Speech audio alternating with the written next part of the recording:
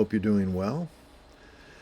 Well, it's an important time for us, and we are living in a very unique time as the build-up for another election.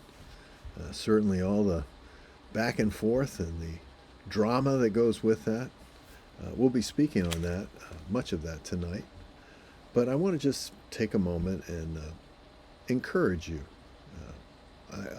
As I've been studying this, just realizing how important it is to recognize God's place in history, what He does, that ultimately He is the one that is in control of history. He decides these things. So, for example, in Isaiah 46 and verse 10, He declares the end from the beginning.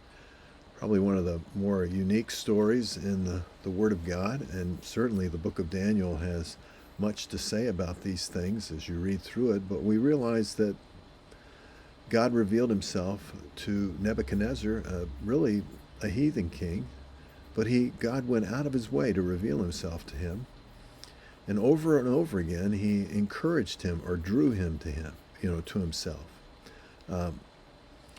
It's interesting that dream that Nebuchadnezzar had in Daniel chapter 4 and the interpretation that he would be the large tree that would be cut down, and that there were watchers, angelic watchers. They're watching over these things. They're involved in the affairs of men. Very similar to what the Apostle Paul said in Acts 17 and verse 26 and on, when he said, God has set the seasons and the boundaries. God knows these things. But what's really kind of unique is how God worked with Nebuchadnezzar. He literally drove him crazy for a number of years. And after those years, he came to his senses. And it says, after these 7 years, after 7 years, he will recognize the Most High as the ruler that literally over the realm of mankind in verse 32 of chapter 4 of Daniel, and bestows it on whomever he wishes. And you know what? After that period, it says that Nebuchadnezzar, after living like an animal for 7 years, came to his senses, and he blessed the Most High and praised and honored Him who lives forever. Verse 34. His dominion is an everlasting dominion. His kingdom endures from generation to generation. And all the inhabitants of the earth are accounted as nothing. But He does according to His will in the heavenly host and among the inhabitants of the earth. And no one can ward off His hand or say to Him, "What have you done?" In the end, in verse 37, Nebuchadnezzar says this, "Now I, Nebuchadnezzar, praise, exalt, and honor the King of heaven, for all His works are true, His ways just, and He's able to humble those who walk in pride." I just want you to think about where we're at in this time in our lives and why it's important for us to keep our eyes fixed on Christ. That doesn't mean that we don't get involved, and actually if we don't get involved, we're apathetic, and I doubt that our faith has little relevance to us.